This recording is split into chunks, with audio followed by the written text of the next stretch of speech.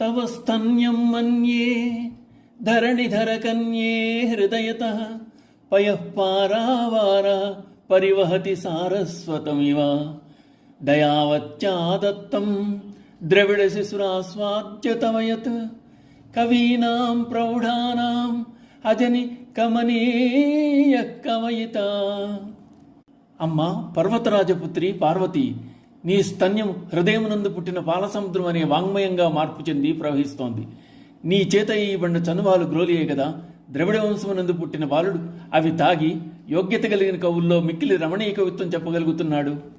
శంకరులు ప్రస్తుత 75వ శ్లోకమునందు జగన్మాత హృదయం పాలసముద్రం అనే వాంగ్మయమని, ఆ సుధను గ్రోలినందువల్లనే ద్రవిడ వంశమునందు జన్మించి అమ్మవారిపై యోగ్యత గల కవిత్వం చెప్పగలుగుతున్నారన్న భావాన్ని వ్యక్తం చేస్తున్నారు.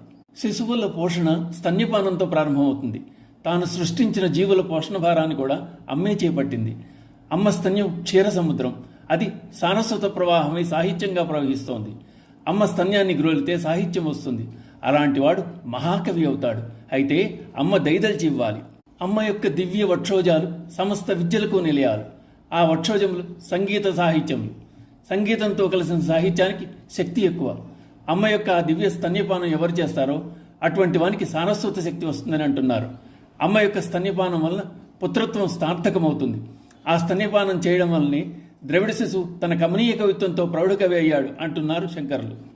ద్రవిడ శిశువు అనే పదం ఇక్కడ ముగ్గురు అన్వయిస్తున్నారు వ్యాఖ్యకారులు. వారు శంకరాచార్యులు, జ్ఞాన సంబంధర్, సుబ్రహ్మణ్య స్వామి. ఒకసారి శంకర్ల చిన్నతనంలో అమ్మ ముందు కూర్చుని నైవేద్యంగా పాలన ఉంచి అమ్మ త్రాగు అన్నారట. కానీ అమ్మ రాలేదు. అందుకు శంకరుడు ఏడిస్తే దయగలిగిన తల్లి వేయించేసింది. మొత్తం పాలు త్రాగింది. మళ్ళీ ఏడ్చాడట శంకర్లు. నాకు తీర్థం మిగల్చకుండా అంతా తాగేసే ఒకదమ్మ అన్నారట. అమ్మ ఆనందించి శంకరులను ఎత్తుకుని స్తన్యపానం చేయించిందట. అమ్మవారి వద్ద స్తన్యపానం చేశాడు కనుకనే ఇంత దివ్యమైన సాహిత్యాన్ని, శాస్త్రాలను మనకు అందించగలిగారు శంకర్లు. సీర్కాళి అనే ఊరిలో అమ్మవారు పిలవగానే వచ్చి పిల్లవాడికి పాలిచ్చిందట.